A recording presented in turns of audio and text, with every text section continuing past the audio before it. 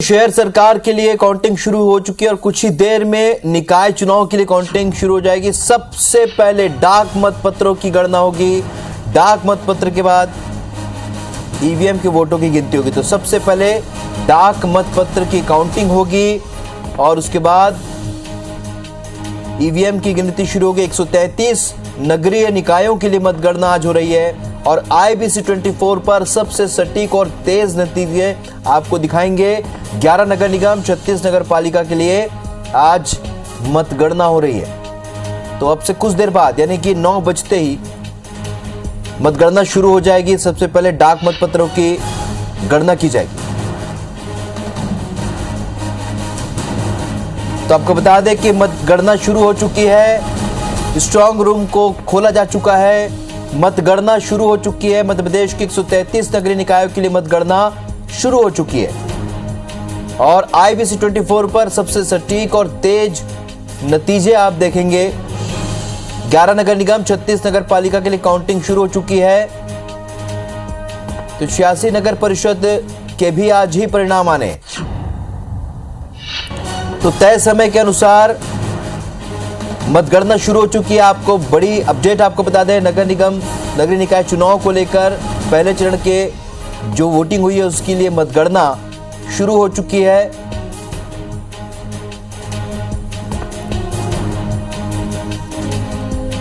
चलिए, हमारे दो सहयोगी इस वक्त हमारे साथ लाइव जुड़ रहे हैं। भोपाल से विवेक और इंदौर से शालिनी इस वक्त हमारे साथ जुड़े। सबसे पहले विवेक, आपसे जानना चाहेंगे क्योंकि यहाँ इंदौर में काफी हंगामा हुआ है, फिलहाल क्या कुछ व्यवस्था और मतगणना को लेकर किस तरीके से काउंटिंग शुरू हुई है अभी?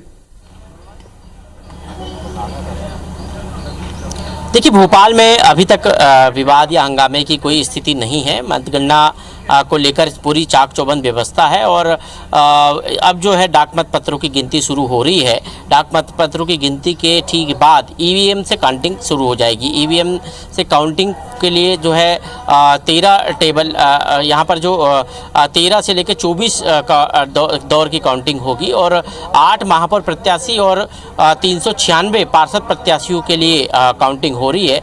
आज हम यदि बात करें भोपाल में तो मुख्य मुकाबला बीजेपी और कांग्रेस के बीच में है, जहां पर बीजेपी से मालती राय और कांग्रेस से विभा पटेल, ये दोनों के बीच मुख्य मुकाबला है।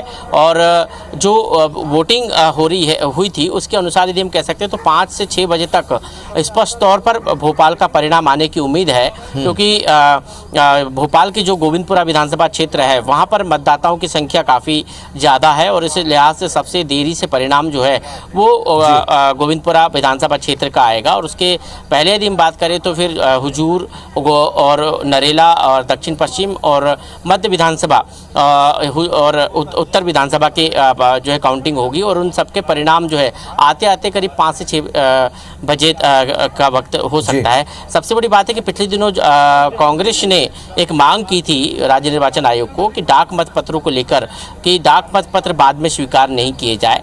उसको लेकर जो है अभी तक कोई स्थिति स्पष्ट नहीं हुई और अभी डाक मतपत्रों की गिनती शुरू हो चुकी है। तो चलिए, तो डाक मतपत्रों की गिनती शुरू हो चुकी है, लेकिन यहाँ पर तो अभी तक कुछ नहीं हुआ। इंदौर में जरूर हंगामा हुआ है। शालिनी हमारी सहयोगी हमारे साथ जुड़ी हुई है और नासिर गौरी भी हमारे साथ जुड़ चुके हैं। शालिनी, आपसे जानना चाहेंगे कि किस तरीके से ये हंगामा हुआ। क्या अभी भी महापौर के प्रत्याशी, जो कांग्रेस के प्रत्याशी, अभी भी क्या धरने पर बैठे?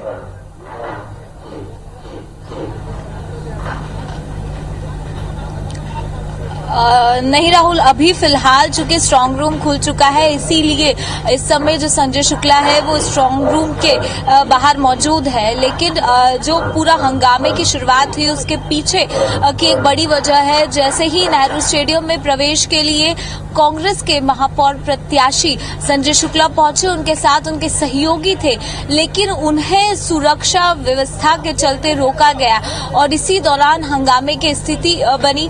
शुक्ला ने सीधा आरोप लगाया धरने के दौरान कि ये तानाशाही रवैया अपनाया जा रहा है। पुलिस कर्मी जो है यहाँ पे वो भाजपा के एजेंट के रूप में काम कर रही है और जो कि प्रत्याशी है, उन्होंने सीधे तौर पर कहा कि जब मैं प्रत्याशी हूँ उसके बावजूद मुझे जाने नहीं दिया जा रहा है। शुक्ला के साथ जितने भी लोग थे उन सब के जो पास थे वो भी मौजूद थे, लेकिन उसके बावजूद जो सुरक्षा व्यवस्था के चलते उनको रोका गया और इसी का आक्रोश के चलते धरना और उसके बाद एक बड़ा हंगामा जो है वो देखने को मिला। हालांकि मामले को बाद में मौजूद जिला प्रशासन और पुलिस प्रशासन की टीम ने समाप्त किया और उसके बाद जो प्रवेश है वो संजय शुक्ला का हुआ। लेकिन शुरुआती दौर में ही हमने देखा, चूंकि इंदौर का मुकाबला बेहद ज्यादा दिलचस्प रहने वाला है और जिस तरह के दिशा निर्देश पीसीसी चीफ कमलनाथ ने दिए थे कि किसी भी तरह की गड़बड़ी सामने आए तो तुरंत जानकारी जो है वो साझा की जाए, और इसीलिए संजय शुक्ला ने कहा है कि मैं इसकी शिकायत जो है निर्वाचन आयोग के साथ साथ पीसीसी कमलनाथ को भी करने वाला हूं और उसके बाद आगे का जो एक्शन प्लान है वो तैयार किया जा रहा है। लेकिन जिस तरह से शुरुआत ही चुनाव की हंगामेदार रहने वाली है तो देखना दिलचस्प होगा कि सारा दिन किस तरह की काउंटिंग के दौरान जो घटनाक्रम वो सामने आता है, क्योंकि इस बार कांग्रेस बेहद ज्यादा आक्रोशित नजर आ रही है और उस आक्रोश का असर खास तौर पर जो देखने को मिलने वाला है और इसके लिए पूरी तैयारी जो है पूरी रणनीति के साथ इस समय कांग्रेस मैदान में है। वही भाजपा ने भी मोर्चा संभाल के रखा हुआ है और अगर किसी भी तरह की इस तरह के हंगामा या विवाद खड़ा करने की कोशिश की जाती है, इसके लिए चलिए आप नजर बनाए रखिए। शालिनी, इस वक्त रुक करेंगे ग्वालियर का। जिस तरीके से हम देख रहे हैं नासिर, वहां पर अभी भी मतपत्रों की गिनती सब जगह पर शुरू हो चुकी है। फिलहाल किस तरीके से मतगणना आगे बढ़ रही है? देखिए, डाक मतपत्रों को लाया गया और उसके बाद उनकी जो गिनती है वो शुरू हो गई है। लगभग 1200 से ज़्यादा जो डाक मतपत्र हैं उनकी गिनती है वो शुरू हो चुकी है। लगभग 9 से 9:30 बजे तक ये डाक मतपत्रों की गिनती है वो चलेगी। उसके बाद ईवीएम की गिनती है वो शुरू हो जाएगी। मैं आपको नज़ारा भी दिखाना चाहेंगे कि यहाँ पर आप नज़ारा देखेंगे कि ये काउंटिंग स्थल है। बाकायदा एक बड़ी लेयरिंग के साथ में यहाँ पर व्यवस्था की गई है काउंटिंग की, क्योंकि लगातार जिस तरह की खबरें आ रही थी, क्योंकि न्यूज़ सेंस कुछ लोग हैं वो फैला सकते हैं, तो उसको लेकर पुलिस की जो व्यवस्था है वो चाक चौबंद व्यवस्था यहाँ पर की गई है। और जैसा कि यहाँ पर 66 वार्डों में लगभग 358 जो पार्षद प्रत्याशी हैं वो मैदान में है, लेकिन मुख्य मुकाबला कांग्रेस और बीजेपी में। लेकिन हालांकि जो कुछ नुकसान जो पहुंचाने का काम जो है कांग्रेस और बीजेपी को आम आदमी पार्टी करेगी, उसी को लेकर यहाँ पर एक रणनीति के तहत देखा जाए तो यहाँ पर जो एजेंट है वो पहुंचे हुए हैं। उनकी पल पल पर नजर है कि डाक मतपत्रों की गिनती हो रही है, तो वहां उनकी नजर है कि किसी भी तरह की कोई भी छेड़छाड़ ना की जा सके। और उसके बाद जैसा कि जो कहा जा रहा है कि जो कलेक्टर ने दावा किया है कि 2 बजे तक पार्षदों के रिजल्ट है वो यहाँ पर आ जाएंगे और उसके बाद देर रात यानी कि 8 बजे के बाद मेयर की जो स्थिति है वो क्लियर होगी। लेकिन जैसा कि मेयर की अगर बात की जाए तो कांग्रेस और बीजेपी में ही मुकाबला है। सुमन शर्मा बीजेपी से उम्मीदवार है, कांग्रेस से शोभा सिकरवार है। इन दोनों के बीच में कड़ी टक्कर देखने को मिलेगी। और आपको ग्वालियर नगर निगम का अगर इतिहास बताना चाहें तो लगभग 57 साल से यहाँ पर बीजेपी काबिज है और उसी को तिल्स्म को तोड़ने के लिए यहाँ पर कांग्रेस ने पुरजोर मेहनत की है। और हमने ये भी देखना होगा। नासिर, नजर बनाए रखिए क्योंकि मतगणना की शुरुआत हो चुकी है, डाक मतपत्रों की गिनती शुरू हो चुकी है। अभिषेक हमारे सहयोगी जबलपुर से हमारे साथ जुड़े। अभिषेक, आपसे जानना चाहेंगे, फिलहाल मतगणना शुरू हो चुकी है, क्या अपडेट है आपके पास? राहुल, अब से कुछ देर पहले जो है स्ट्रांग रूम का दरवाज़ा खोला गया है। स्ट्रांग रूम में जो ईवीएम रखी थी उनको चेक किया गया। इस दौरान जो है दोनों ही पार्टियों के जो जनप्रतिनिधि थे वह मौजूद थे। जिला निर्वाचन अधिकारी ऑब्जर्वर की मौजूदगी में ये पूरा स्ट्रांग रूम खोला गया और अब जो है 10 मिनट लगभग हो चुके हैं। डाक मतपत्रों की गिनती से शुरुआत हुई है।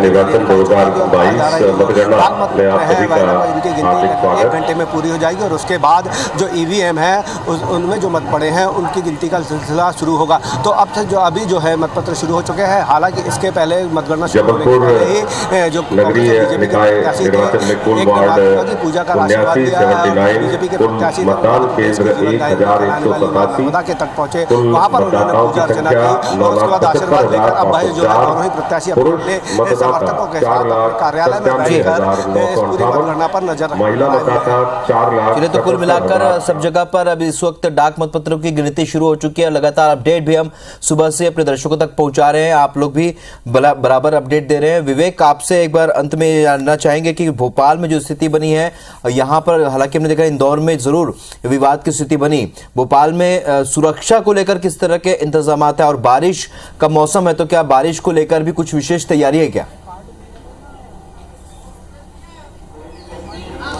देखिए, जो मतगणना स्थल है वहाँ पर बारिश से बचाव के पुख्ता इंतजाम किए गए हैं। मैं आपको एक नज़ारा यहाँ का दिखा देता हूँ अपने दर्शकों को। ये पुरानी जेल परिसर कहा जाता है और इस परिसर में ही अक्सर सभी चुनाव, लोकसभा हो, विधानसभा हो या निकाय चुनाव हो, सभी चुनाव की मतगणना इसी परिसर में होती है। तो पूरा ये कवर्ड कैंपस है और अंदर भी जो है वाटरप्रूफ टेंट लगाए गए हैं, उसके ठीक बाहर भी वाटरप्रूफ टेंट लगाए गए हैं मतगणना स्थल के बाहर भी। और सुरक्षा व्यवस्था की बात करें तो यहाँ पर 3 लेयर सुरक्षा व्यवस्था है। इस मतगणना स्थल पर बगैर जो प्रवेश पत्र के किसी भी व्यक्ति को, चाहे वो राजनीतिक दल से जुड़ा हो या मीडिया से हो या फिर अधिकारी कर्मचारी वर्ग हो, जिसको अधिकृत प्रवेश पत्र दिए गए हैं राज्य निर्वाचन आयोग की तरफ से जो जारी किए गए हैं, जिसके पास वो प्रवेश पत्र है, उन्हीं को अंदर आने दिया जा रहा है। इसके अलावा किसी को भी नहीं आने दिया जा रहा है। दूसरी तरफ मोबाइल जो है अंदर ले जाना प्रतिबंधित है। सबसे बड़ी बात यह है कि अंदर कोई भी व्यक्ति मोबाइल नहीं ले जा सकता है। सिर्फ मीडिया कर्मियों को मीडिया सेंटर तक मोबाइल ले जाने की अनुमति है। इसके अलावा किसी भी प्रतिनिधि को अंदर मोबाइल ले जाने की अनुमति नहीं है। तो ये यहाँ पर काफ़ी जो है सख्त पहरा है।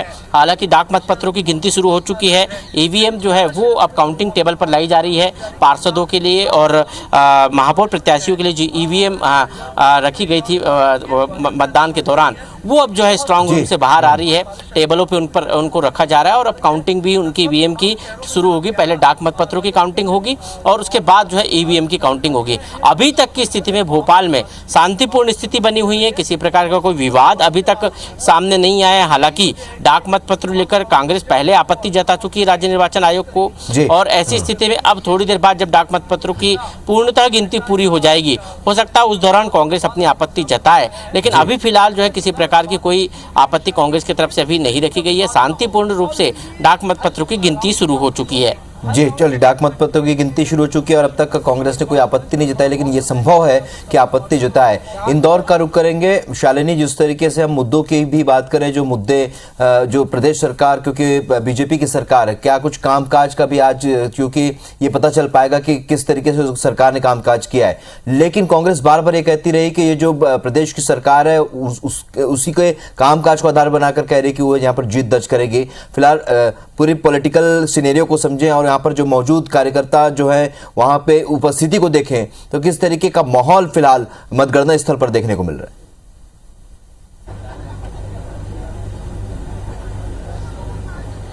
राहुल, देखिए, ये एक बड़ी कांटे की टक्कर के रूप में इंदौर का जो नगर निगम चुनाव है वो देखा जा रहा है। इसकी बड़ी वजह यह है कि इस बार जो चेहरों का चयन किया गया है, भले वो भारतीय जनता पार्टी की तरफ से हो या कांग्रेस की तरफ से, वो ऐसा चेहरा चुना गया है जो अलग मायने में वोट प्रतिशत को बढ़ाने का काम करेगा। संजय शुक्ला, क्योंकि ये जनरल सीट थी, तो ऐसे में संजय शुक्ला को 1.5 साल पहले से ही कांग्रेस ने कमान सौंप दी थी कि आप अपनी ग्राउंड रिपोर्ट को मजबूत कीजिए और ज्यादा से ज्यादा जनसंपर्क साधिए। लेकिन उसके उलट अगर भारतीय जनता पार्टी की बात की जाए तो एक नया चेहरा जिसका सीधा राजनीति से कोई वास्ता नहीं था, ऐसे व्यक्तित्व को इंदौर शहर के अंदर बीजेपी ने महापौर का प्रत्याशी चुना, जो पेशे से वकील है।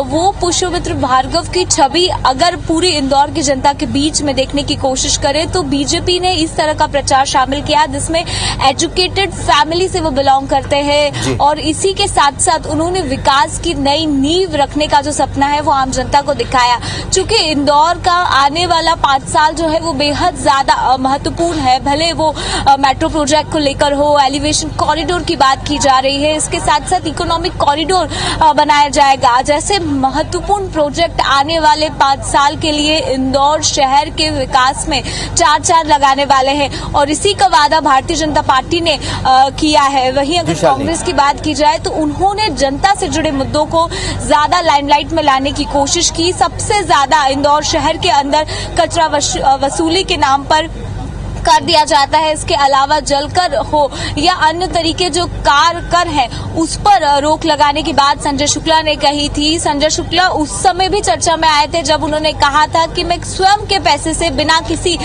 सरकारी अमाउंट का इस्तेमाल किए हुए 5 ब्रिज जो है वो इंदौर शहर की जनता के लिए बनाऊंगा। तो जैसे कई वादे जो है वो दोनों ही राजनीतिक दलों ने किए, लेकिन आज जो देखना ये होगा कि 1.5 साल के से चयनित प्रत्याशी और जो बीजेपी के प्रत्याशी उनके बीच मुकाबला कितना अहम होगा। मतगणना चूंकि अब शुरू हो चुकी है, देखना ही होगा, दोपहर तक पता भी चल जाएगा किसकी सरकार बन रही है।